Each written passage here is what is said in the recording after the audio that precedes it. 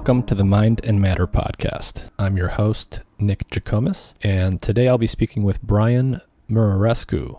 Brian is the author of the New York Times-bestselling book, The Immortality Key, The Secret History of the Religion with No Name. Brian is fluent in ancient Greek, ancient Latin, and Sanskrit, and spent over a decade putting together an incredible story about the intentional use of psychoactive plants in the ancient world, including scientific evidence for the ritual use of spiked beers and wines. I spoke at length with Brian, covering topics related to the book, including the use of psilocybin mushrooms in the present day to treat end-of-life anxiety, how mystery schools in the ancient world, such as Eleusis, may have utilized psychedelic beverages, the evidence for the potential widespread use of psychoactive plants in ritual settings in ancient times, and how all of this may have influenced early Christianity and the development of Western civilization. And towards the end, we discussed how psychedelic drugs may induce brain states similar to those produced during real near-death experiences. If you enjoyed this conversation, you can show your support by liking or subscribing. Hey everyone, I want to take just a minute to tell you about an app I am partnering with called Readwise. Readwise is an app that organizes and helps you get the most out of your digital highlights. I use it to organize all the highlights I make in my digital books on my Kindle, and so if you're like me and you make a lot of highlights and you like to revisit them often to refresh your memory, Readwise is the perfect app. You can also take photos of any physical books you've highlighted and upload those. It also has cool features that allow you to share your favorite highlights and quotes from books on social media, and it syncs with note-taking apps like Evernote, Notion, and Roam. You can tag, search, and organize your notes and highlights on Readwise, and it helps you connect ideas in new ways and retain more of what you read. So if you click the link in the episode description, you can get Readwise for free for 2 months when you sign up for their annual plan. That plan is only $7.99 per month, and it's a relatively new app, so they're adding new features often, and if you sign up for the annual plan today, you can lock in that price, which will stay at $7.99 even if the price increases in the future as they add more. So if you do a lot of highlighting and note-taking and you want a good way to organize all that information, check out the link in the episode description. And with that, here is my conversation with Brian.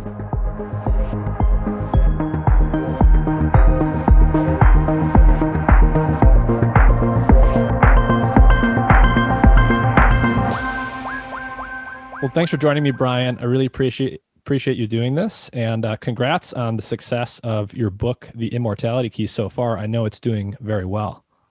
Thank you. Good to be here, Nick. It's a great book. So I read it almost in one sitting. It's an area that I find fascinating at multiple levels, and I think it was a really unique book. A traditional academic could not have done this, just based on how many things were synthesized. But I thought we would start with the quote in ancient Greek at the very beginning of the book. And I would love if you could tell us what that quote is, what it means, and why is that the beginning? Sure. So let me start with the quote. It goes something like this. An Bethanis, prin Bethanis, dentha Bethanis, otan Bethanis. And it means if you die before you die, you won't die when you die. And you can find that on a plaque at the St. Paul's Monastery at Mount Athos in Greece, one of the holiest sites in Orthodoxy. And I think it harkens back to an ancient Greek philosophy about this concept of dying before dying, whether by psychedelics or not, in this infinite toolkit of the archaic techniques of ecstasy, plant medicine being just one among many. I think something you find again and again, including in ancient Greece, not just in other traditional societies, but at the roots of what became Western civilization, at the roots of us. There is this sense that to die in this lifetime or to achieve a sense of timelessness, immortality in the here and now is the real trick. That's the real secret. And so that is the key of the Immortality Key. That's fascinating. I mean, you hear a lot today, prior to your book coming out, you would hear about this kind of thing from people who are really into meditation, talking about Eastern traditions. You'll hear about it from psychonauts or people taking high doses of psychedelics at a music festival. But what your book really started to show me was that maybe this is not exceptional in the Western world. It actually goes all the way back to the beginning. And maybe what's exceptional is the absence of use of these substances to achieve this sort of quote unquote death. And that was really one thing that fascinated me about the book. Me too. And the reason I started writing the book is because in 2007, I started reading some of the early results coming out of the Johns Hopkins experiments around psilocybin, the compounded magic mushrooms. And again, what you immediately see are people having godlike experiences or mystical experiences or mystico-mimetic experiences, without getting lost in the jargon, experiences that transform people in 6 hours, in short order, on one and only dose, sometimes not repeated. Like Dinah Baser, who I profile in the book, an atheist who claimed that she felt as if she was being bathed in God's love. Which is extraordinary. So, when I started reading those kinds of results, what you see again and again is this confrontation with death. And it immediately reminded me of the confrontation with death at Eleusis, which was the spiritual capital of the ancient Greco-Roman world, both for the Greeks and for the Romans. You would go to this sanctuary essentially to overcome the fear of death, or to transcend the body, or to become an immortal. Again, in the here and now, not that an afterlife is something to wait on or to expect, but that the concept of immortality is something to be discovered in the here and now while you're in the flesh and blood, so that when the physical body does waste away, you transition back into that sense of timelessness. It's not a foreign experience, and the experience itself was the key. So Eleusis. What was Eleusis really, and what did we know? What had we known for a long time prior to your book, and how does that set up, like, why you actually set out this investigation? Good question. So what we know, I think it's fair to say that Eleusis was probably the most famous and certainly the longest lasting mystery tradition of the ancient world. And my fast and dirty definition of a mystery tradition is a secret set of rites or ceremonies that somehow involve death and rebirth. Again, we're coming back to this death concept. Thanatology is my favorite phrase for that. The study of death and dying. And so in these ceremonies, there would be some sense of dissolving that ordinary sense of the self and being reborn into a new identity. I mean, taking on the identity of a god or a goddess, actually. And so Eleusis was just one of many mystery traditions, but I say it was the most famous because it was administered by the Greek state. We think for about 2,000 years. So from 1500 BC to the 4th century AD, i.e., as long as Christianity itself has been around, there was this predecessor religion that beckoned to the best and brightest of antiquity, from Plato all the way to Marcus Aurelius.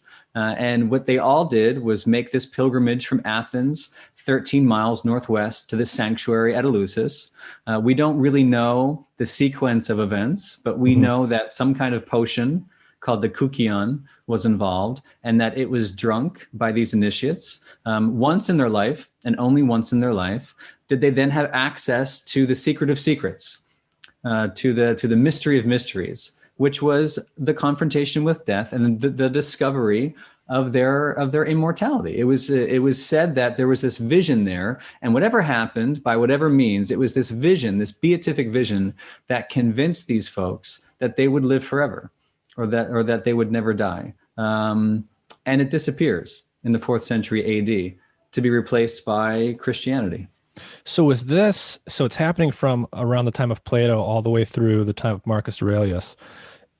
Were they participating in it? Was this something for the nobility? Was this something that a small sect of people participated in? How common was it? I get asked that question a lot. I think I'm confident saying at some point over those many centuries, there would have been millions of initiates. The testimony that comes down to us obviously is from well-known figures like Plato and Marcus Aurelius, or Aristotle, who said that initiates went there not to learn something but to experience something. Again, that there was something experienced there, and you had to pay some dues to the hereditary families who monopolized these rights. So it wasn't a cheap affair, and it wasn't necessarily easy. And you had to take time off to go through it, at least the 9 days and nights you would spend in and around the fall equinox on your initiation. But we think that there was lots of preparation in advance as well. So you're talking about some serious time. doing something that is fairly irrational. You're not paying the bills by making a pilgrimage to Eleusis. So I don't know how exclusive it was, but technically it was open to anybody who hadn't committed murder and who spoke some Greek, including women. As a matter of fact, at the beginning, it was exclusively a women's rite of initiation. So I'm not sure how exclusive or not. I think it spoke to lots of people over those many centuries. But it wasn't really a secret. People knew that this was a thing, and it was available if you could make that investment. Sure. The fact that it existed was very much not a secret. I think what happened inside the temple dedicated to Demeter, what happened when you drank the potion, was very much considered secret. And to speak about it was to subject yourself to the penalty of death. Wow. Okay. So they took that part seriously. Yeah, they were pretty amped up on this stuff. Yeah. Yeah. And so I guess that's why for so long, really up until now, we haven't known the details there. So we know that something amazing is happening that people are talking about at some level. They're drinking some kind of potion, but we've never known what was in the potion, what it might have been. And so can you tell us the story of what you ended up finding from archaeochemical evidence and how that transpired? Right. So we don't know much. We had all these hints and clues. We know there's some kind of vision involved, and by the way, none of this is unique to me at all. I kind of follow in the scholarship of Wasson, Hoffman, and Ruck, who released this book, The Road to Eleusis, in 1978. And that's Gordon Wasson, the J.P. Morgan banker turned ethnomycologist, actually the guy who rediscovers psilocybin-containing mushrooms in 1955. Brings them to the United States consciousness, basically. Yeah, and unwittingly sparks the psychedelic revolution of the 60s, together with Hoffman, by the way, who synthesizes LSD in 1938. And they roped in this young classicist, Carl Ruck, who was only a couple of years older than me at the time, in 1978. He was the chair of classics at Boston University. And the three of them, although the idea had been out there, they weren't necessarily the first, but they really popularized this idea of a psychedelic potion, a psychedelic koukion at the center of these mysteries. And they were excoriated for daring to suggest that Plato et al. Were just, high on drugs when they were founding everything we take for granted today in Western civilization. So I understand part of that. I mean, the evidence they amass is pretty decent. I mean, obviously Hoffman was a kick-ass chemist. Wasson, for the amateur though he was a pretty interesting anthropologist, had traveled the world tracking down information on these kinds of mysteries, ancient and modern. And Carl Ruck, trained at Harvard and Yale, like no slouch at the classics, and put together a compelling argument from the literary data. But what was missing was the hard botanical chemical evidence. So I spent years and years and years searching these journals and talking to people, trying to figure out if there was any hard evidence for this allegedly psychedelic koukion, and I actually found it. So that's amazing. What were the major candidates? I mean, based on their background, you've got Hoffman, who's obviously the guy who synthesizes LSD, which comes from ergot.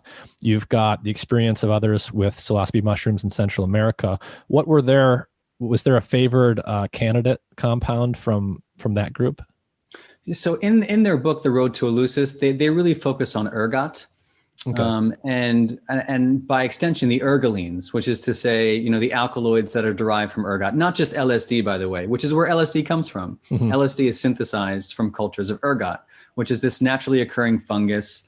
It's very common. It's been around for a while. It may have been there from the very beginning of agriculture. It's a pain in the ass today for those who are trying to brew beer. You really can't get rid of it. Under the right conditions, this stuff grows on the grain, infects the grain, and can be toxic. So even today, you need to be really careful with it. And there were all kinds of bouts of ergotism throughout the Middle Ages associated with this funky fungus. But they focused on it. I think largely because of Hoffman and all of his experience with it. Yeah.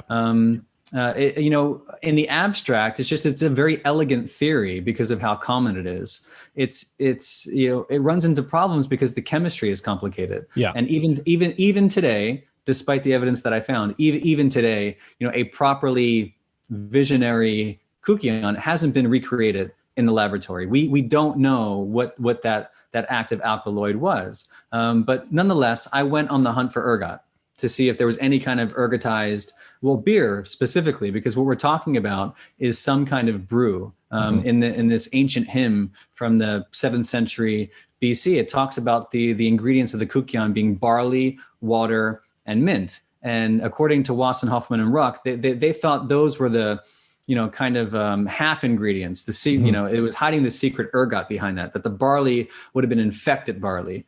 And so in looking for data on what that could have been, I eventually came across this archaeological site in Spain where they unearthed this very ancient Greek sanctuary, or at the very least Hellenistic, influenced by ancient Greeks. And in the 2nd century BC, they unearthed, in the 90s, they unearthed a chalice that dated back to the 2nd century BC. And it tested positive for the remains of beer and ergot, exactly as was hypothesized in 1978. So the very first hard scientific data to support this theory in 42 years. And so one of the things that struck me as I started to read this was, at first I was assuming, okay, maybe there was this specific group of people in certain times at certain places making these concoctions. But based on my reading, it was actually the rule, not the exception, to mix things with beers and wines in the ancient world. Is that accurate? That I didn't know that when I started writing the book, and not even 12 years ago. I mean, that kind of dawned over time as I started reading more and more studies and getting more into the archaeochemistry.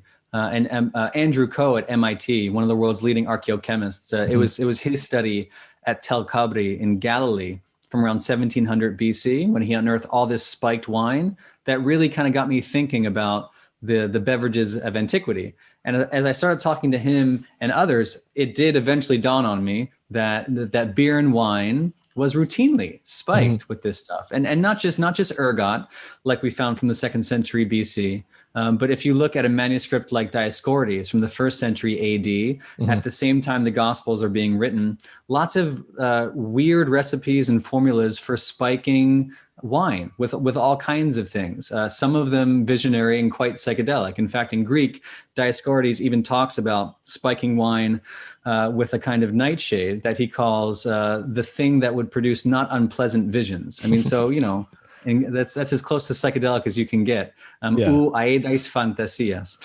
So we know the technology was out there. I mean, it's still an open question how prevalent. I mean, of course, there was table wine and table beer, but Pat McGovern at UPenn refers to these beverages as the universal palliatives, that even for medicine, you would spike your wine to take your medicine instead of going to the drugstore and popping a couple pills with a glass of water. I mean, their wine was just a really versatile product, right? From nutritional to medicinal to really religious use.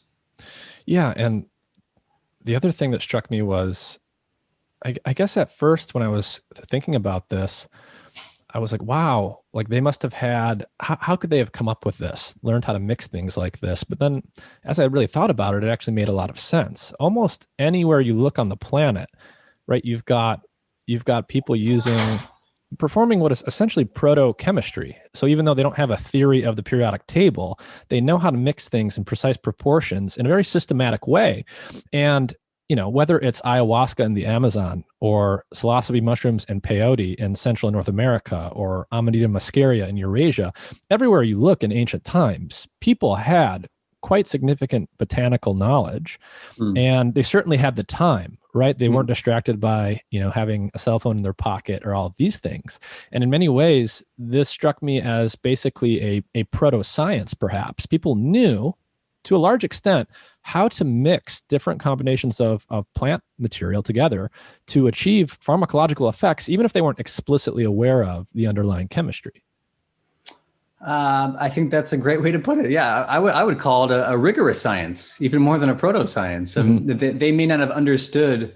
I mean, I don't know if they did or not. It's really complex stuff. I'm not sure how much of the chemistry they knew or not. They certainly knew the botany. Yeah. That's what really impressed me about the paper on Tel Kabri, that Andrew Ko released in 2014. There's this great line about how spiking wine with this many ingredients, and I won't list them off, but it's all kinds of things that you wouldn't ordinarily think would spike wine. Everything from honey and storax to terebinth and cypress, and all kinds of plants and species. But to spike wine with that many things, they say in the paper, is obviously emblematic of a very sophisticated understanding of the botanical landscape and the desire to really balance out what they say preservation, palatability, and also psychoactivity. Yep.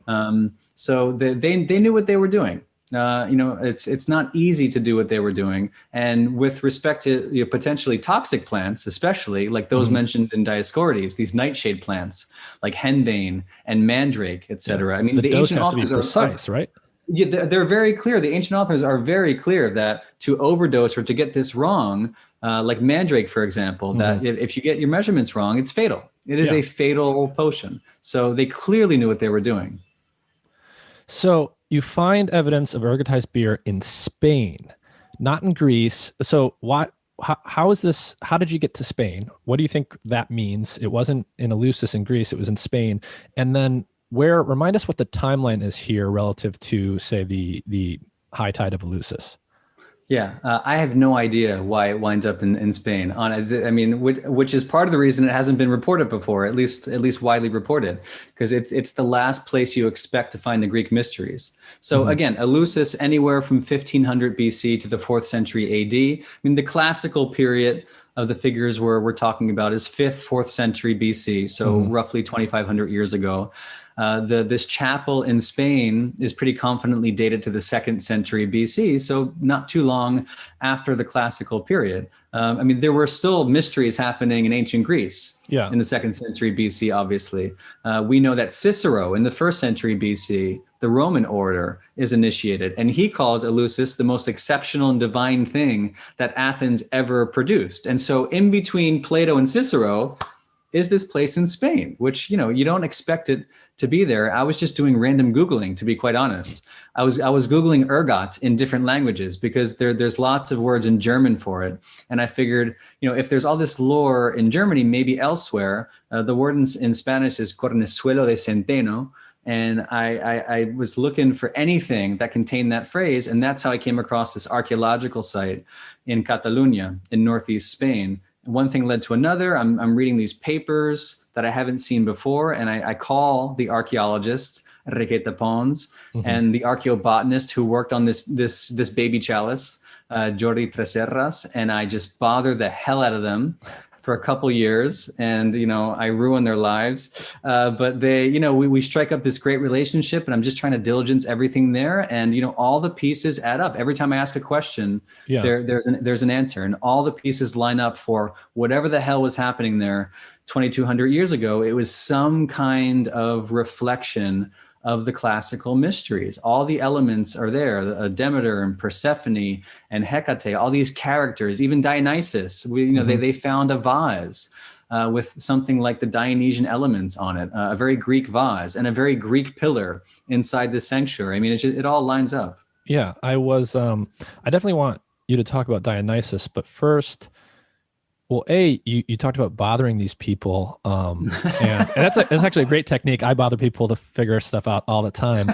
But, I and most people in the world who've now read your book, which it's a New York Times bestseller at this point, right? Yes. So congrats on that. You've definitely brought a lot of people to this, people who would have never known that this kind of research is going on. And I assume this research is not going on very much. Like, this is fairly obscure. I'm guessing it's hard to get research dollars. How many people were looking into this stuff and doing what you're referring to as archaeobotany or archaeochemistry? Not many. And specifically, when I asked Andrew Ko how many folks are out there like him who has, dual training, not only in chemistry, but also classics like me, i.e. the kind of person who doesn't just overlook the kukion or the idea of a spiked wine. He understands not just the chemistry and testing this stuff, but the ritual ceremonies and the settings and the cultural atmosphere in which these potions were relevant to these people, extremely relevant. And when I asked him, I mean, he basically, there aren't many people out there doing this. And as a matter of fact, to kind of drive the point home, I won't mention the second find about the spiked wine, but when it came to the ergotized beer, the guy who did the testing, Jordi in Spain, he's no longer an archaeobotanist, by the way. At some point in his career, after his PhD, he was prolifically publishing on this stuff for about 10 years. And now he's doing something else. And he's quite happy, but there's no career path for him. Or at least not one that he perceived. And it's a story that comes up again and again and again. It's so funny. After I published the book, I got all these notes from archaeologists, PhDs, who are in love with this stuff and had no career track. It's very hard to get funding for this stuff, exactly as you say. Yeah, maybe we'll circle back to that. I mean, from my own research career, so I spent about 10 years in academia doing biology and neuroscience, where you can get funding, and even then it's very difficult and very grueling to constantly write grants.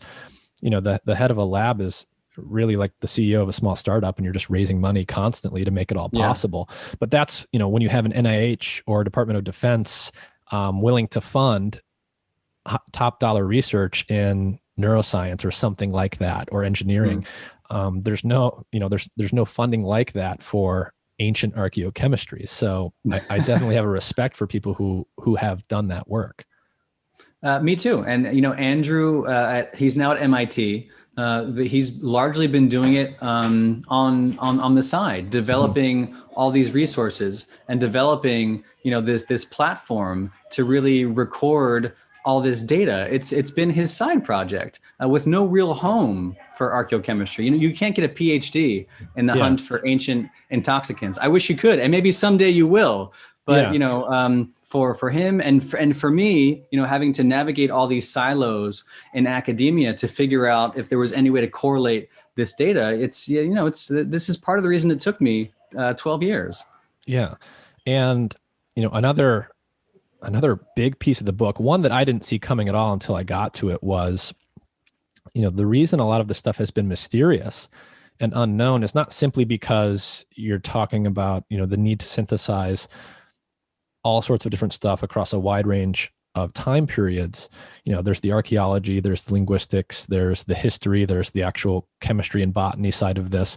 But a lot of this stuff, as we'll come to, was actively suppressed. And that was something, it clicked for me when I read about the Catholic Church and the suppression of a lot of this stuff, but that was not something I actually saw coming. And that's something I want to circle back to. But okay, we're in Spain. It's a couple thousand years ago. People are using ergotized beer. You mentioned Dionysus. Who is Dionysus, and how does Dionysus connect to this concept in the book of the pagan continuity hypothesis? Right. So Dionysus was a fun guy. He was as fun as Jesus was a couple thousand years ago. So he's the god of ecstasy and theater and obviously wine, but also mystical rapture. He was a god of the mysteries, his own mysteries, right? Separate from Eleusis. And at some point, he kind of wends his way into the temple at Eleusis as the holy child of Persephone, the goddess of the underworld. But he very much had his own mysteries as well. Again, largely followed by women, the Maenads, who would go into ecstasy on behalf of their god. This concept of enthusiasm, being filled with the spirit of the god by any means possible, biting on some kind of psychoactive ivy, drinking the white wine, sucking down some kind of psychotropic goat blood, all kinds of fun stuff we see in the literature. But again, the one common motif is this wine. There was a wine god in ancient Greece for centuries, obviously. He follows on the other wine gods in Egypt and the Near East that I talk about, Osiris and El. And you can follow this trajectory right into Jesus. And this is the pagan continuity hypothesis. Not that Jesus is some kind of amalgamation of all these Near Eastern fertility gods and gods of wine. But if you specifically focus on the connection between Dionysus and Jesus, it's just one thing after another. The sons of God, born of the Virgin, who introduce the vine into their mysteries, who die and are resurrected. It's just this laundry list of motifs that pops up. And that's particularly meaningful to me because of the Greek connection. You can draw parallels to many other gods, and other folks have done that. I mean, 100 years ago they were doing that. But the Dionysus connection is really interesting. And so I follow a lot of scholarship by this guy, Dennis MacDonald, who wrote this great book a couple years ago, The Dionysian Gospel. And it's he who lists out all these really interesting parallels. It's fascinating.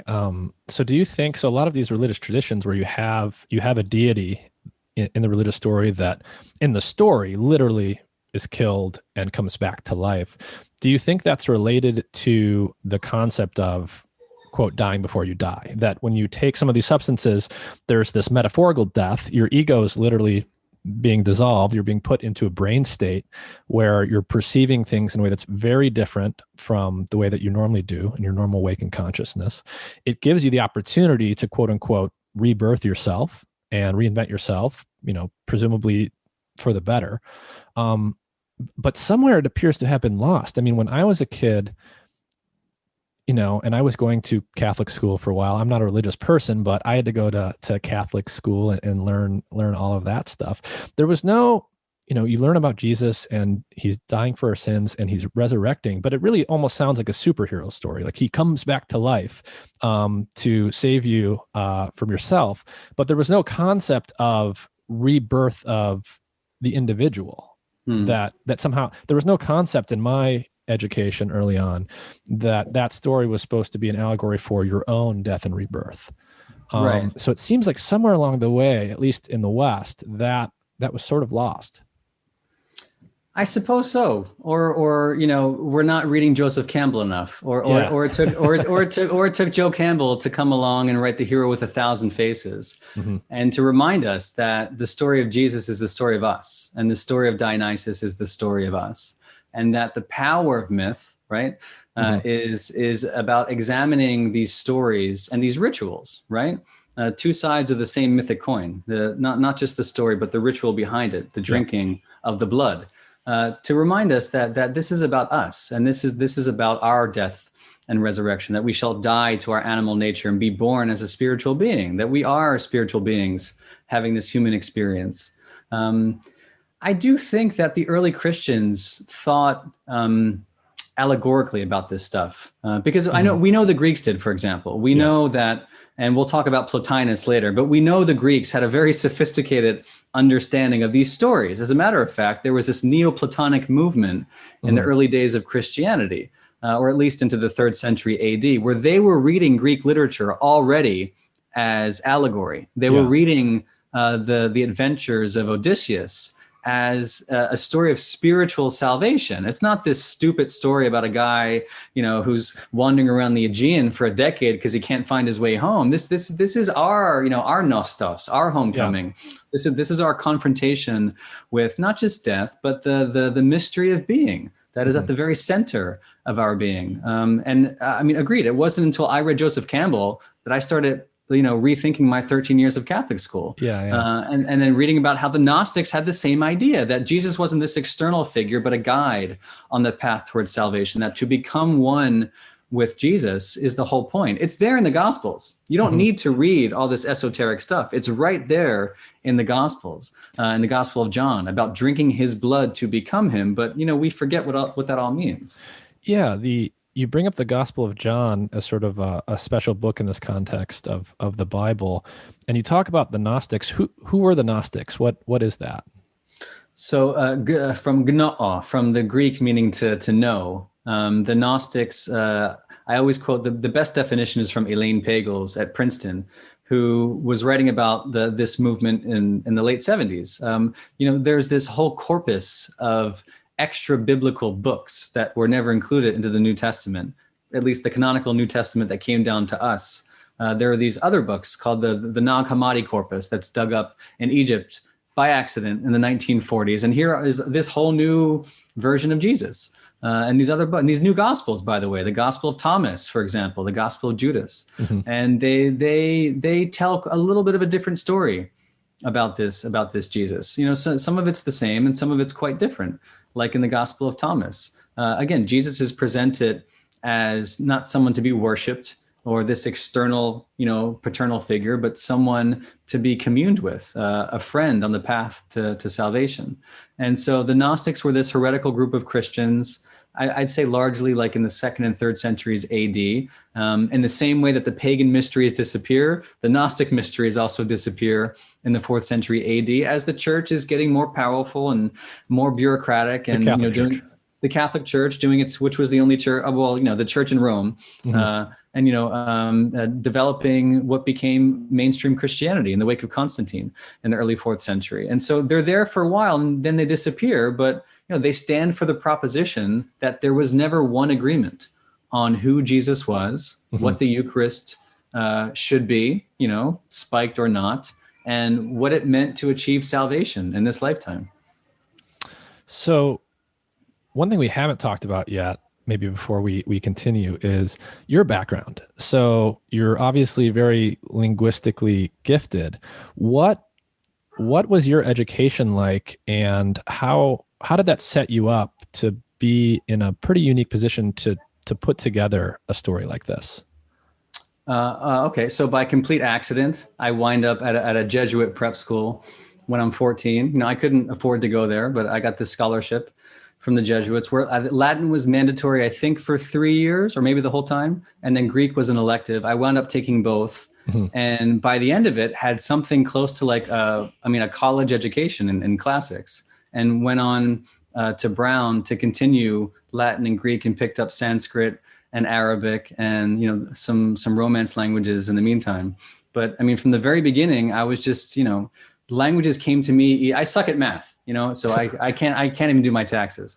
But languages always came easy. And, you read enough Greek and you will eventually ask yourself the question I asked myself, and it wasn't even at first. At some point you're reading Homer or Plato, and then you're reading the New Testament, and you realize this is the same language. Like why do classicists not study the New Testament? And why do seminarians not study Homer? Not to say that they don't, but if they do, it's not really done in this multidisciplinary way. Your theology department is separate from classics, by the way. At every university I can think of. But I wondered what if you combine them, and what if you started reading the Gospels with that ancient Greek lens, and thinking about wine, for example, and the Eucharist the way that a Greek would have thought about it in the 1st or 2nd century AD. And all these obvious questions start to bubble up, like, what kind of wine was it? It's a stupidly simple question. And the most obvious question, all this wine being served every Sunday on every continent for hundreds of millions of Christian faithful. Why don't we stop and ask, what kind of wine was that? And the minute you start looking into that world, that very Hellenic world, you'll see all the things that we're talking about. Yeah, it was amazing how simple a lot of the stuff seemed, at least in retrospect, as I was reading the book. Because, again, growing up, you go to mass on Sunday and you drink the wine, the quote unquote blood, and you eat the tasteless wafer. And you really make it clear that, when you look at the evidence and when you look at the way that people were talking about this type of stuff the whole time, it wasn't all just a metaphor. It wasn't all just a placebo. There were quote unquote real Eucharists that had active ingredients in them. So I just thought that was it was a really interesting twist on stuff I had already been exposed to in the past, and it seemed so obvious once I got, halfway through the book. Well, here's another obvious one. Again, just a play on language, since you mentioned languages. So wine, what I was referring to is that wine across Greco-Roman antiquity, at least in the Greek language, is referred to as a pharmakon, which, as you can hear from the word, is where we get pharmacy. It means drug. Like one of their words for wine, the common word was oinos, but one of their words for wine, from Homer all the way to the fall of the Roman Empire, is pharmakon, is a drug. That was their word for, because it was so routinely mixed with medicine and all these other magical substances, that to call it a pharmakon was not crazy to them.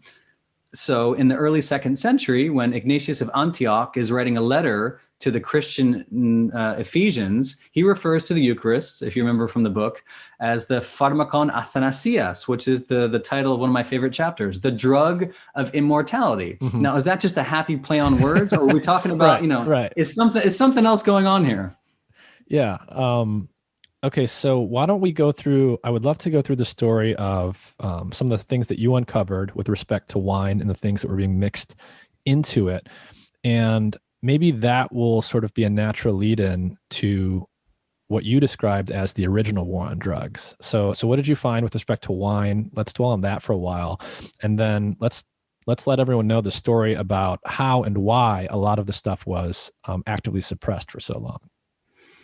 Okay, so the quick history of wine is that I don't think we have the material evidence that it's quite as old as beer. In the book, I talk about potential finds of beer fermentation as far back as 13,000 years ago in the Epipaleolithic, when we go from hunting and gathering to settled life. So it goes at least that far back.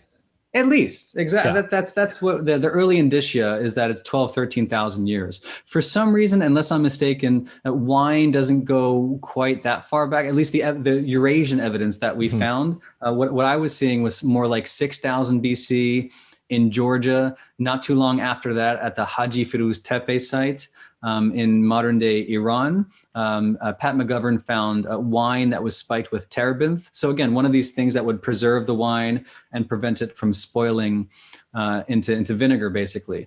And then, fast forward, there was another interesting wine find from the tomb of Scorpion I, roughly 3150 BC in Egypt.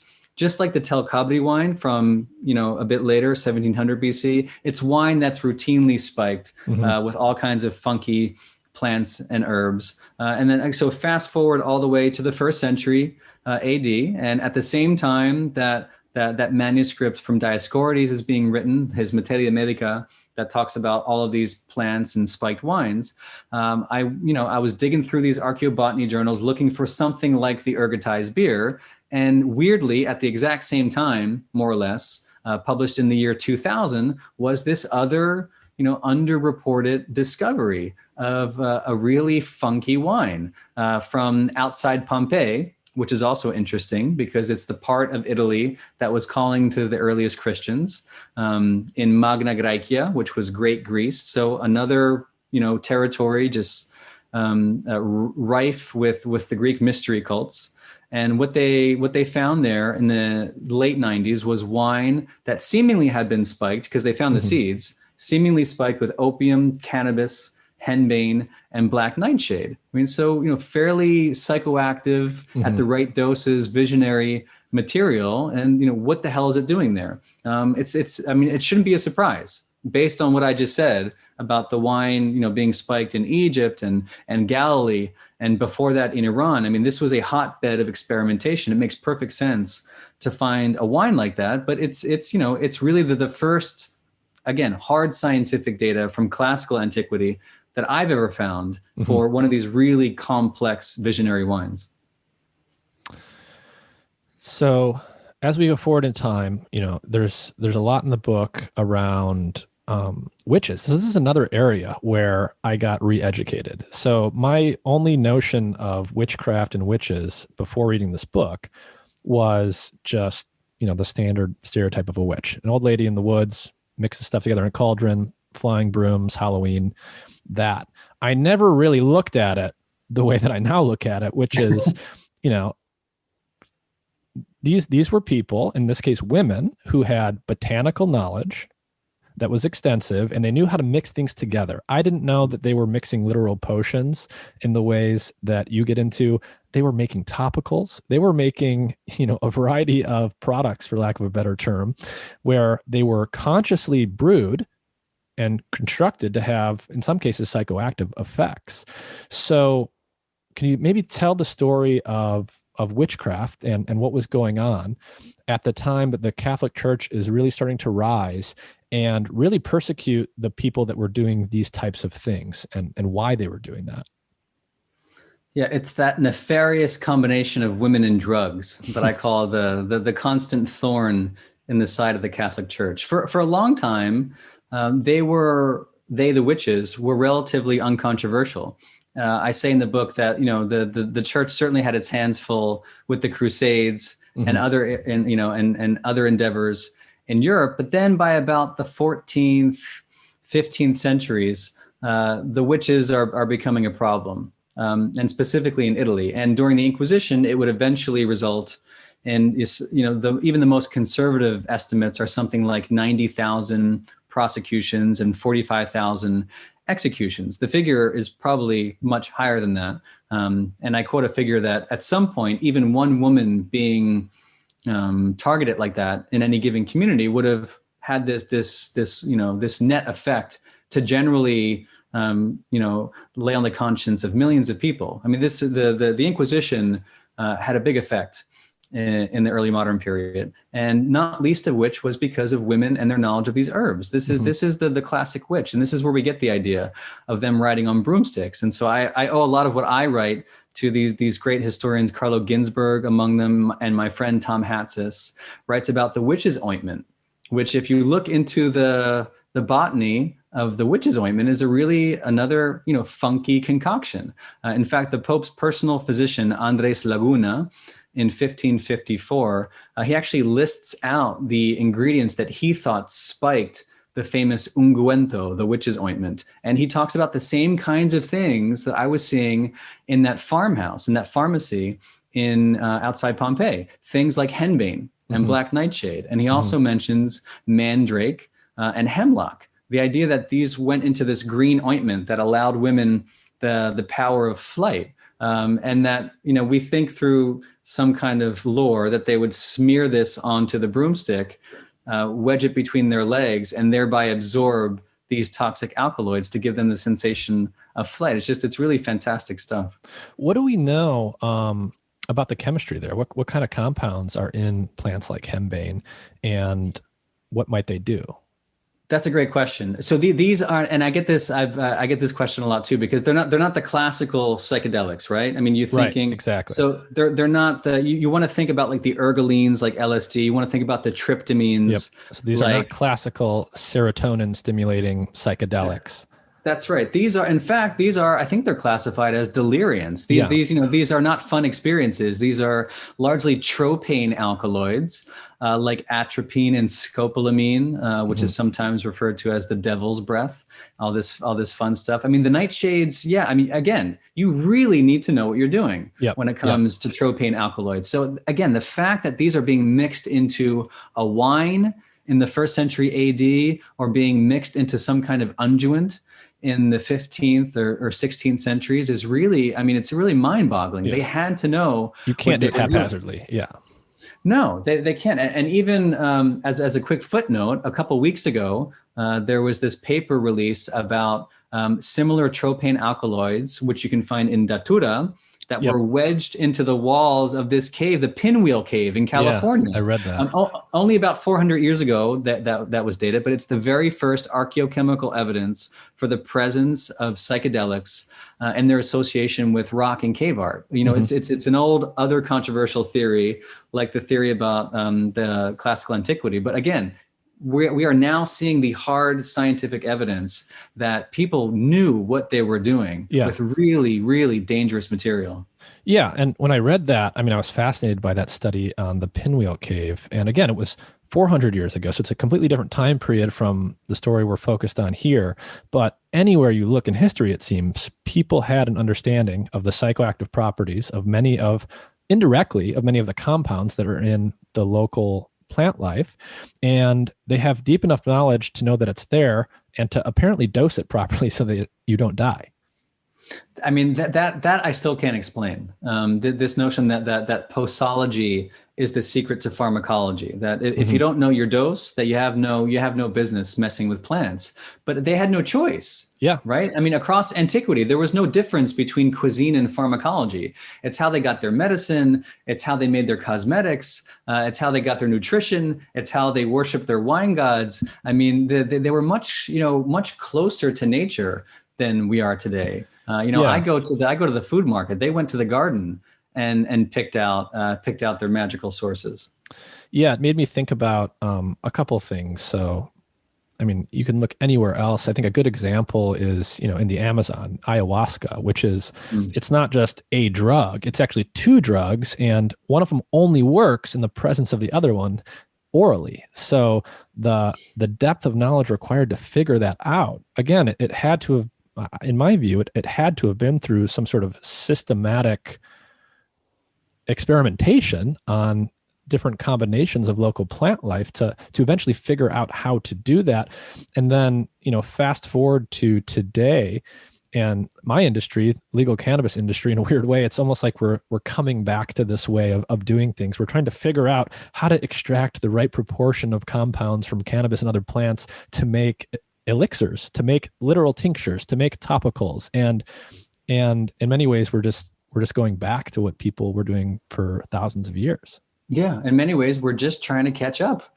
Yeah. And it sounds silly and cliche, this notion of forgotten wisdom, but how the hell someone figured out how to combine Banisteriopsis caapi with Psychotria viridis to induce this experience that would be long-lasting and life-changing in ayahuasca, for example, is crazy to me. Or the fact that many, many, many variations, many admixtures of ayahuasca exist in the Amazon basin is even more amazing to me. So yeah, in many ways, we're just catching up.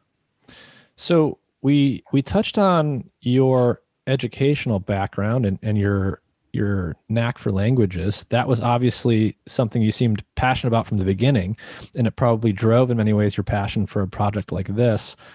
So the other thing is, well, I can say from my own experience and many, many people that you can point to, online or from my own life, the whole reason I really went into science in general and neuroscience in particular, and have continued to be fascinated by that area of study, was from my own experiences with psychedelics like psilocybin and like DMT. And, in reading this book, it's a very natural thought for the reader to have that maybe that was also a driving force for you. So have you experienced any psychedelics, and what role did that play in actually driving you here? So I'm 100% a psychedelic virgin. And, I approached the book consciously with that in mind. I'm still a virgin, and I probably will be for a while, because I if you want to read a book about a white guy who does psychedelics and finds God, there's a really wonderful bibliography out there. And so, not only to do something new, but something that could engage people for whom psychedelics is still a taboo subject. Yeah. And these conversations, I'm trying to curate with colleagues in academia. It was important for me just to see where the data is, and just being true to the data in the psychopharmacology and being true to the data in archaeobotany and archaeochemistry. I mean, that's enough for me for now. It was enough to keep me interested. So I think maybe it's insincere that I put it off for so long, but it's something in my future.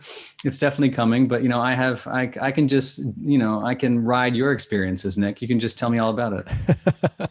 Well, I mean, the first thing that someone will tell you there is you can put words to this stuff to some extent, but you can't download the experience into someone else just by talking about it. Words really, it really goes beyond words. I mean that both figuratively and literally. On a high dose of psychedelics, you are clearly in a different brain state. The patterns of activity in your brain are very different from the ones you observe in normal waking consciousness. And in many cases, your linguistic faculties literally break down. So in a very literal sense, a lot of the phenomenology that one experiences on something like DMT or a high dose of psilocybin is, it's unspeakable, literally. But nonetheless, everyone that has those experiences, I mean, pretty much without fail, is deeply moved by them in some way, and almost always for the better, even when they are difficult experiences. And speaking from my own experience, and then, tying it to something you just said, and that you really go into a lot in the book is, whether it's the Eleusinian mysteries or any of these other experiences that people were having, they were not haphazard experiences. They were curated experiences. People who had expertise in how to make these potions, people who had extensive experience in ingesting these things, were curating the experience for other individuals. And I think that appears to be where we're moving today. If you look at a lot of the research that's being done in psychedelics, there's a lot of work not just to study them and their mechanisms of action and the clinical trials that are going on, but combining them with psychotherapy in a very curated way where people are guided through an experience. And that seems to be a key component to all of these activities. Yeah, and I hope it stays that way. I mean, I don't think anyone expects you're going to get a prescription for psilocybin and go home, just walk out, and just walk out the door and go home and have a great Friday night. I think that it's important from a therapeutic perspective that it's not just the substance, right? Obviously, we all know about the famous set and setting, but I think that what you're seeing in the clinical trials is exactly that, is establishing the trust with the people who are there with you, going through what could be a harrowing experience for some people who haven't been properly screened or properly prepared. This is not for everybody. Part of the reason I haven't done it yet is just, this really isn't for everybody. And not everybody who takes psychedelics walks away a spiritual savant. Some of them walk away like Charles Manson. So it's how it's done, the intention with which it's done, that's obviously hugely important in these clinical trials and why they get such great outcomes, whether for depression, anxiety, or end of life distress. It's because of how it's done in this very methodological way. And I would hope that when this does become legal in the next 5 years or so, when the FDA has approved this stuff, that there are licensed centers out there, like we're probably going to see in Oregon in 2 years. I mean, that's clearly going to be a model for the rest of the country, and will pretty easily rewrite the mental health care industry. Everything is going to change over the next few years. And as long as we maintain standards, I think it's a very powerful thing. What happens beyond that in the realm of religion and for society at large, I'm not quite sure yet. Yeah, there's this wonderful quote you have in the beginning. You just mentioned what will happen in the realm of religion and how that will interact with this whole psychedelic renaissance that's happening. There's this great Huxley quote from the beginning. I think I have it here, where he says, quote, "My own belief is that though they may start by being something of an embarrassment, these new mind changers will tend in the long run to deepen the spiritual life of the communities in which they are available. The famous revival of religion, about which so many people have been talking for so long, will not come about as the result of evangelistic mass meetings or the television appearances of photogenic clergymen. It will come about as the result of biochemical discoveries." I just thought that was a really cool quote. Why did you put that in the beginning from Huxley? And talk a little bit about Huxley and what was going on at that time before we sort of went into the psychedelic dark ages again that we're just emerging from. Yeah, you and I and probably most of your listeners got the short end of the stick with the war on drugs. And again, not that I really don't do drugs, but just as a matter of cognitive liberty, it's really strange, the era that we were born into post Nixon, and not normal. And an extraordinary waste of resources. If it's one thing that doesn't belong in the criminal justice system, it is drugs. That doesn't cure your addiction. If you are addicted, if you're unfortunate to be addicted to drugs, going to jail is not the best way of kicking your habit. So we got that all wrong, obviously, and it's coming to an end in Oregon and elsewhere. Cannabis on the international level was just descheduled.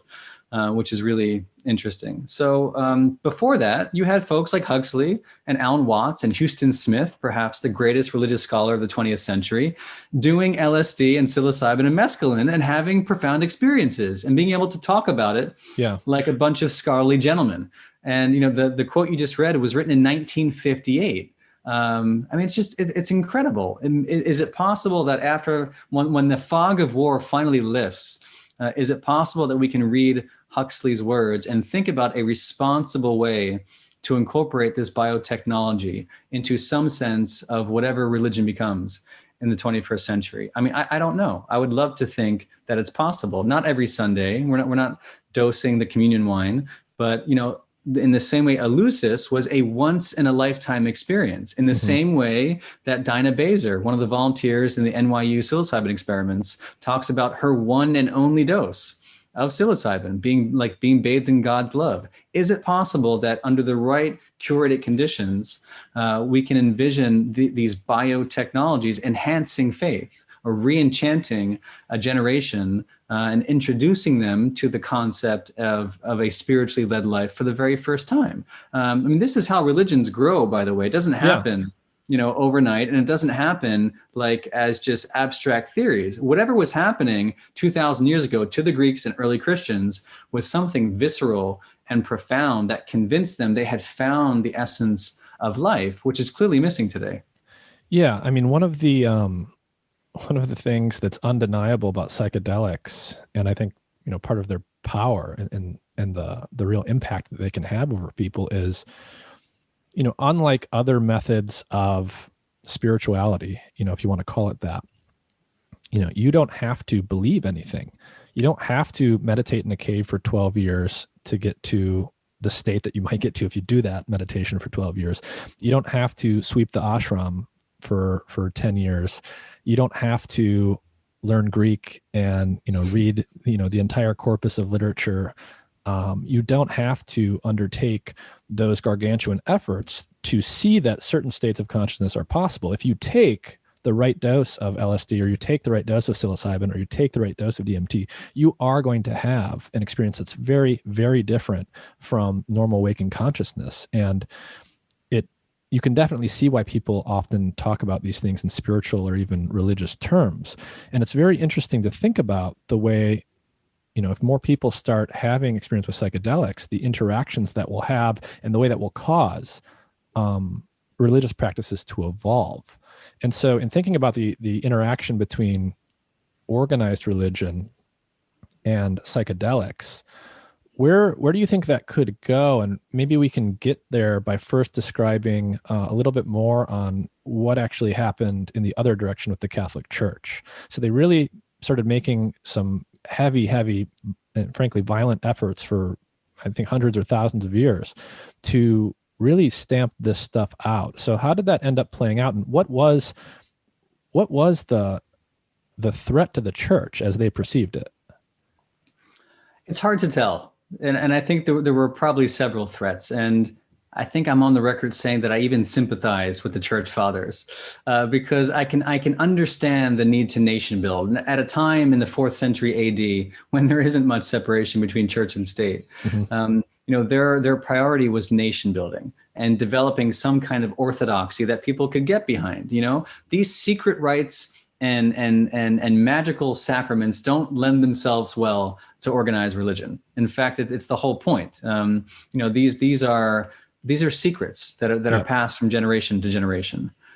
So part of me understands the need to curate some kind of organization, right? And what happens with any organization is that the founding vision tends to become diluted over time. I quote the Benedictine monk David Steindl-Rast in the intro of my book, who talks about this conflict, this tension, this constant tension between bureaucracy and mysticism, is that clearly these religions are born on visionary experiences. Judaism, Christianity, Islam, it's all baked into the foundation myths of where they come from. And at some point, the brother David says the pipes get rusty and begin to leak, and that flow from the original source slows down to a trickle. Mm-hmm. And I think the goal is to try and reinvigorate that, to always keep that alive, to keep that mystic sense alive. Not to say there's no need for organizational structure or even doctrine and dogma, but the idea that God, as Joseph Campbell would say, is an experience to be lived, that what we're not looking for is a meaning of life, but an experience of being alive. Isn't there a way that we can curate that experience and still have respect for institutions or the history upon which these institutions were founded? I think we got it wrong over the course of Christianity, and you see the saints and mystics and visionaries under constant suspicion and oftentimes persecution, because a direct pipeline to God is kind of seen as a threat to the power structure. It obviates the need for a middleman, which is really what the church is. which is what it becomes under some circumstances, Okay. and doesn't have to be, Yeah. because again, you can look around the world today and see 33,000 denominations of Christianity, and some of it is quite intense, and some of it is relies very intensely on direct experience, like the Pentecostal churches in North America, or the Santo Daime who in Brazil, who use a psychedelic sacrament. Same today as 2,000 years ago. I don't think there was ever one definition over what this thing could be and how it perceived the threats to its survival. And I think that you see this religion with no name winding its way all over the history of Christianity and Western civilization. It's still here today, and it looks like it's reemerging in Oregon under a different guise, and it will continue evolving across this decade. So what, if you could have the right curated experience under the right conditions, what would that look like? What would the compound be, and how do you imagine that actually happening? Me and Nick would head into the forest. We would throw our cell phones into the river. No, Well, I can.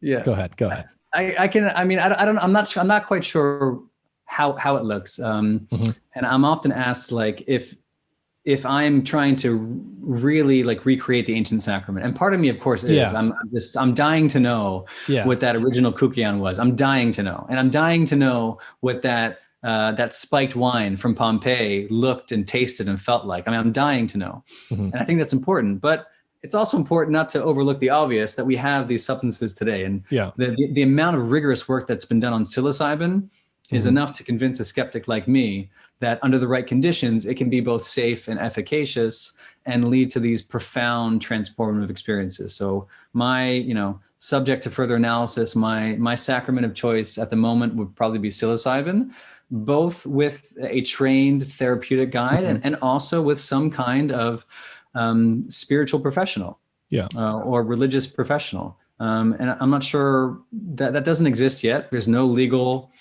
domain to do that I know of today.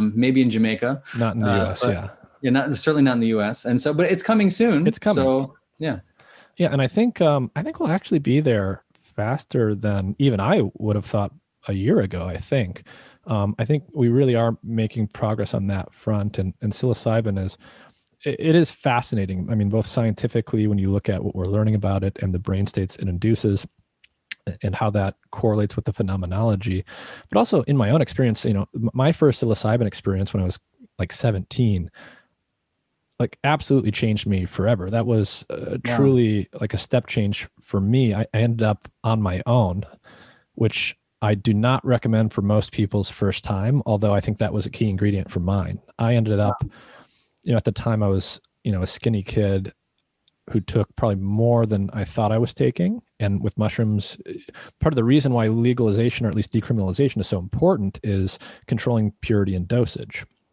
So I took quite a large dose, ended up by myself in my own bed at home as the sun was setting. And long story short, I had a very profound experience. I had an ego dissolution experience. I had never had that experience before, and I had no conceptual framework at that age that something like that was possible. But looking back, you could immediately see how that type of experience for anyone in ancient times or present is just going to immediately change your perspective on life and the types of experiences that are possible, and the value of just being able to experience it all. I think one of the things I did want to mention to you is, in many ways, I'm like the inverse of you. So we're both interested in a lot of this stuff. My training is very different from your training. I come from a hard science background, and I don't come with a lot of linguistic gifts and the education that you had. And I am not a psychedelic virgin. I'm the exact opposite of that. One thing that I think is fascinating is, my trajectory there was early on, I experienced psilocybin.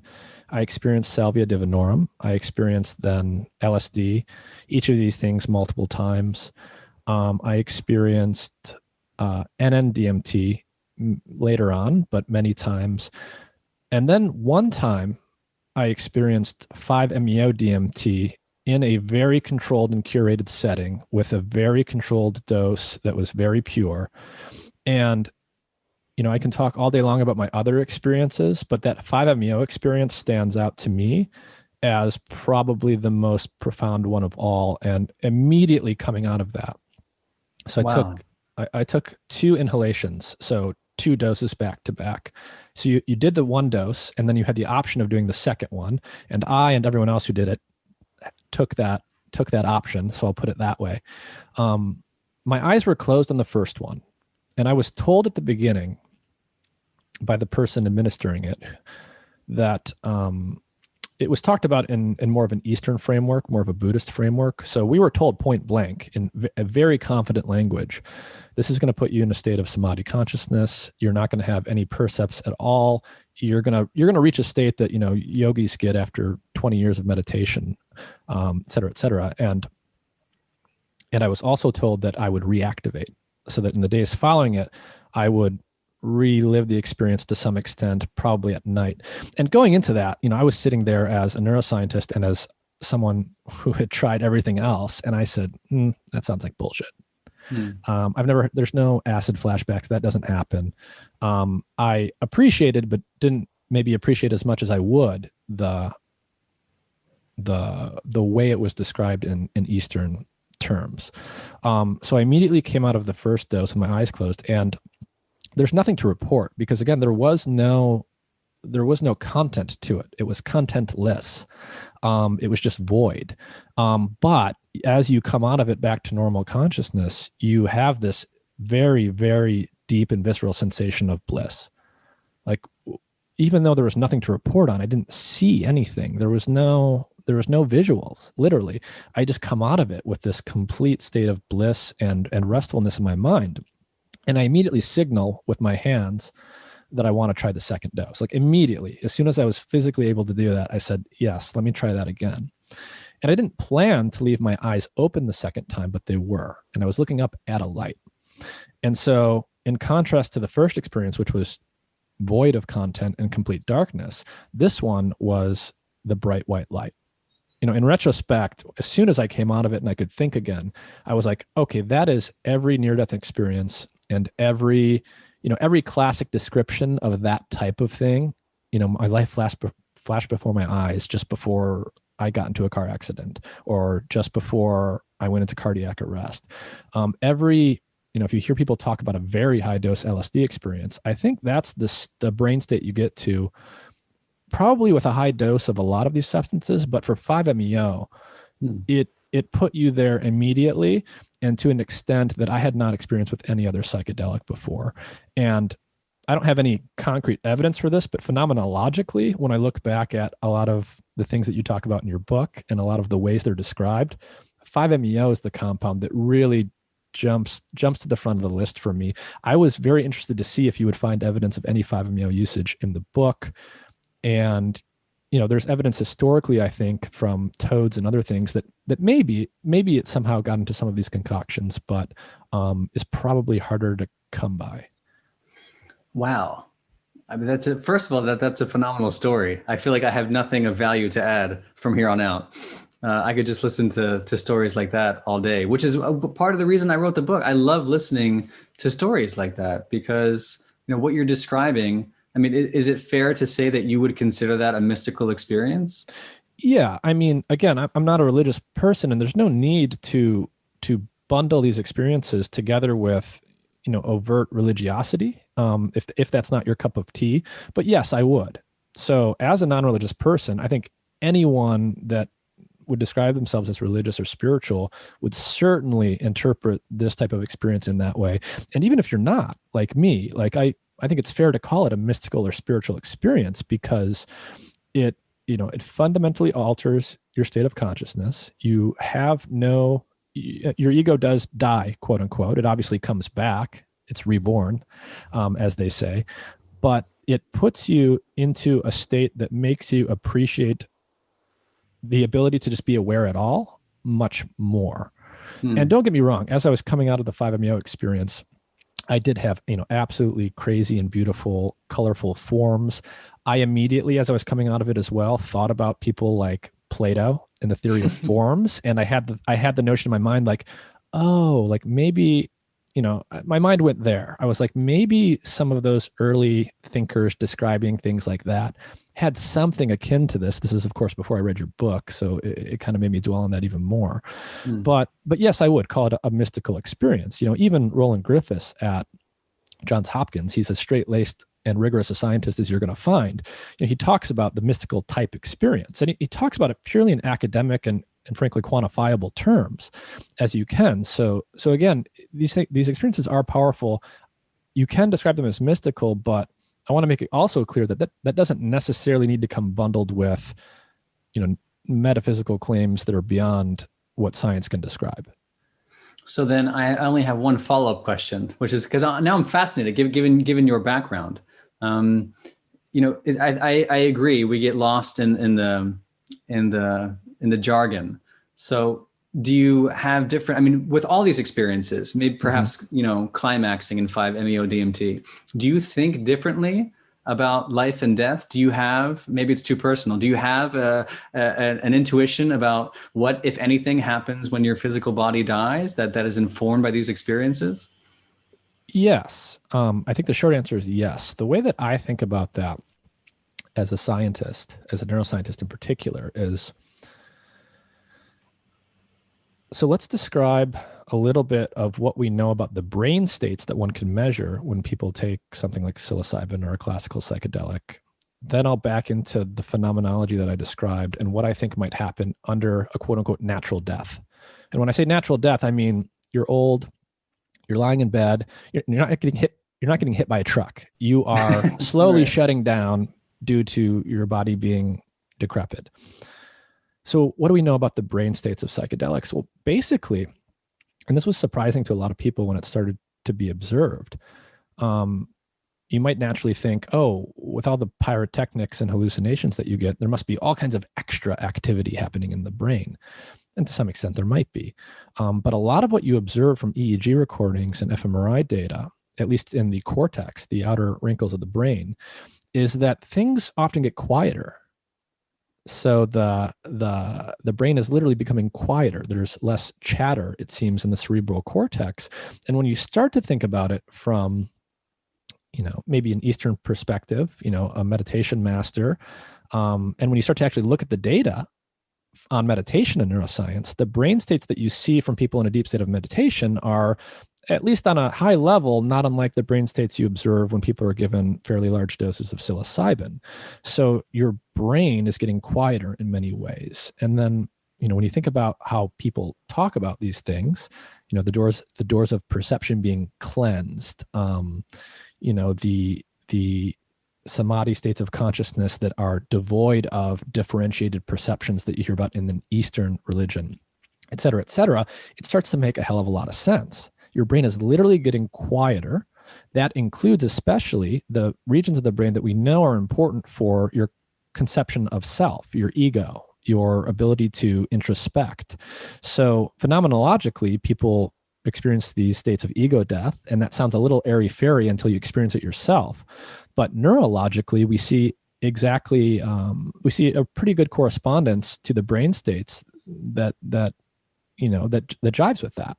Mm. So going back to my 5-MeO description, phenomenologically, it was very much, I've never had a near-death experience, but as soon as I had that experience, I was like, okay, this seems to be exactly what that is. Like, I see the light, everything is blissful. I have this sort of pure, undifferentiated perception, and I come out of it with this very profound and powerful appreciation for being alive at all.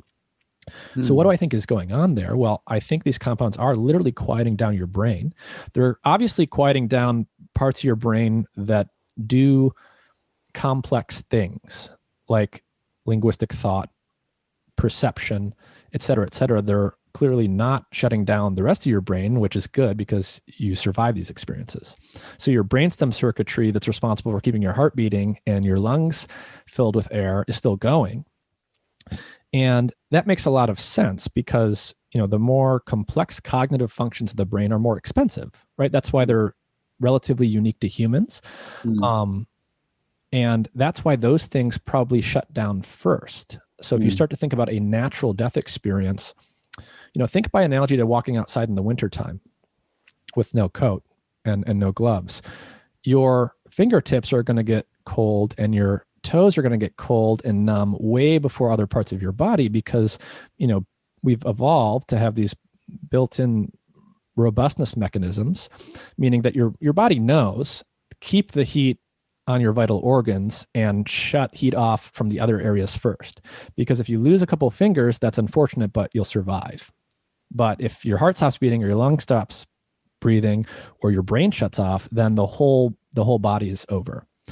So there's an order of operations. The things that are absolutely essential are maintained and shut off last. So when you think about a natural death, an old person on their deathbed, and you think about, everything's sort of slowly shutting down, your kidneys are going to shut off before your heart, right? Mm-hmm. And in your brain, there must also, I would expect, be an order of operations. The very metabolically expensive and sophisticated neural networks in your cortex that allow you to speak and do calculus and logically reason are going to shut off before the circuits that are responsible for low-level perception and breathing and vital functions. And so I think in a near-death experience or an actual death experience, as those higher order brain areas shut off, but the other ones are still online, you have this quieter brain. You have a lack of normal perception of the ego and subject-object distinctions and so forth, but you still have a certain level of quote-unquote pure conscious awareness. And I think psychedelics and meditation practices and things like this simply put you in a state that is not unlike that. So that's what I think is going on. And so I think, coming out of those experiences for me, I now know, or I appreciate more, that when it does come time for my own brain to shut off permanently, I know that can and will be one of the most blissful and important experiences of my life. And in those seconds or minutes in between having a fully aware and differentiated state of consciousness and death, you will be in an undifferentiated state, meaning you're not having specific perceptions, there is no linguistic thought, and there is no perception of space and time. So I'm not saying, you live forever and there's a place that you go that's really fun to hang out and everyone you knew is there having a great time. But in those moments before you truly expire, there is no sense of time. And while you're in that perception, there's not only no you, there's no center to the experience, but there's also, it feels like forever. There's no not you either. Right. So there is this, it's just interesting to think about in that way. And I do quite strongly believe, based on the neurological data that we have and the phenomenology of these experiences and the way people describe them, that, when you go into altered states, whether it's with a drug or yoga or whatever, it is, I think, putting you into a brain state that's not unlike what happens when your body is shutting down. And that's why there is this deep connection between near-death experiences and mortality and spirituality and psychedelics. You would have been quite welcome on the steps of the School of Athens, my friend. Plato once wrote that true philosophy is nothing else but the practice of dying and being dead. This is why the Greeks were obsessed with thanatology, the study of the death and dying process. I mean, there's been a whole conversation about thanatology. Because, what else is there? How do we forget, when you wake up in the morning, that you will die someday? I think it's something that should be meditated upon every single day. Because I think if you do that, you having experienced that, me not having experienced that through 5-MeO, but through other experiences, which is the conversation I rarely have. But clearly I've had my own near-death experiences, which is why I'm really attracted to psychedelics and how they imitate that, and how they imitate perhaps the natural dying process. To focus on that, to study that, and to make that the epicenter of your scholarship, to me, is true ancient philosophy. Because I think what it does is it connects you back to the real world. Without having to preoccupy ourselves with the fear of death, or being so, scared of it in such a way that we have all these unconscious, anxieties that that arise and all these ways that we distract ourselves in life to ever, to prevent ourselves from thinking about immortality. I think to have a healthy relationship with death puts you in the here and now. And in my case, lets me love my family more, lets me try to be as present as I can and enjoy the little things. This is what Cicero said about Eleusis, that to live with joy and to die with a better hope. It's both. So it's also it's not only having no fear around death, it's also living with joy and living fully present and appreciating this fleeting moment in timelessness that we seem to be inhabiting. So what, if you're comfortable talking about it, what kind of experience were you referring to? So without getting into details, when I was 5, I had a near-death experience. My older brother knocked me in the forehead accidentally with a golf club, and had one of those interesting near-death moments. Moments that I found somewhat replicated in intense periods of meditation when I was a teenager and in my early 20s. I mean, things I wasn't necessarily looking for, things I didn't know how to interpret at the time, but not unlike all the chatter just kind of quieting down. It doesn't happen very often, but when it does, it's the kind of thing that you never forget, right? Right. And so, without having done psychedelics, when I read the literature, when I listen to you, and the hundreds of other stories I've heard over the past decade, it becomes clearer and clearer to me that we're all talking about this same toolkit of archaic techniques. And again, if that can help us both live with joy and die with better hope, I mean, what else is there worth studying in life? I completely agree. And I know that we only have a couple minutes left. So, let's say that, some wealthy individual or some government agency or potentially the Vatican says, you know what, we really, there's more to be discovered here. And one thing I loved about your book is you uncovered a lot, but there's still clearly a lot to be discovered. So if you had the resources and you had the team that you would, the all-star team of archaeologists and classicists and so forth, where would you be looking and what would you be looking for to continue this? Yeah, I do think we've only scratched the surface, and I only present my book as proof of concept, not for the presentation of any smoking guns. It's just to show that some of this data has been overlooked, right? So whether it's the spiked beer or the spiked wine from 20 years ago, I think it only serves the proposition that there are all these chalices and cups and vessels that haven't been tested. So in my mind, I mean, there are dozens and dozens of sites that I want to visit and dig in the dirt. With Andrew Coe at MIT. And the sites that I see are, all over the Holy Land, for example, and anywhere you see the ancient pagan mysteries bumping up against the Christian mysteries are the kind of thing that really interest me. So you're going to see that in a place like Scythopolis in modern day Israel, where churches are built on top, of pagan foundations, or you're going to find that in Greece or Italy, North Africa, Egypt. You're going to find it all over the Mediterranean. But I'm interested in everything. I'm interested in ancient Judaism too. I'm interested in Islam. I'm interested in the Vedic tradition, and all for the purpose of if this stuff was important to us in the past, should it matter in our present, and what does it mean for the future of pharmacology and medicine and religion and society at large? Again, like Huxley said, are we sitting on biotechnology that could change the world, not just for therapeutic purposes, but for all of us? And how does that get unveiled over the next decade? I have no idea, but if I had the funding and the Vatican on my side, I'd be a very happy boy the next decade. Well, I think that's a great place to end, Brian. Thank you for writing this book. I know you worked on it for something like 12 years. I think it was truly a heroic effort. And like I said, no traditional academic could have put something like this together, in my view. And I know it's quite successful. You're selling a lot of books, so I'm happy people are reading this. It's a fascinating story. Just in terms of the writing, it's a page turner. It kind of reads almost like it is a mystery book, but I always wanted to know what was happening in the next chapter because there's a cliffhanger at the end of each one. I've had a few different conversations where I'm just casually describing this to people, or someone asks me, what are you watching? What are you reading? And at least a couple of times where I describe this book, and before I'm even done, I'm told by the other person, I just ordered it on Amazon. So it's a very captivating story to almost anyone, I think. Oh, cool. Thank you. Thank you for your service. The family will be happy, Nick. Thank you.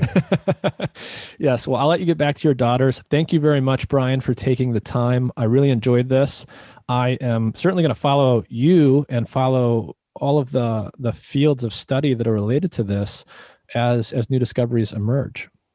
Thank you. And I try to keep things updated. I will be better at it next year, but it's the immortalitykey.com.